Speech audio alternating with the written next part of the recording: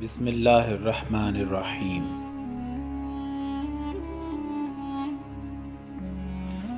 صلی اللہ علیہ وآلہ وسلم۔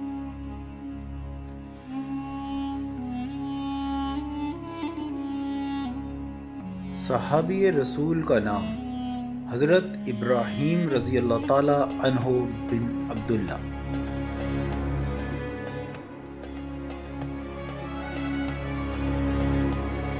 یہ کلام صحابی رسول کی زندگی کا مختصر تعارف ہے۔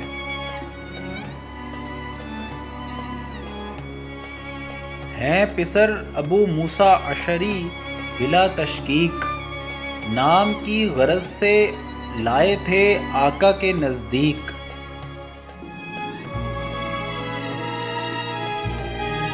ان کا نام تو ابراہیم آقا نے رکھا، پھر کھجور سے فرمائی گئی تھی یوں تہنیت۔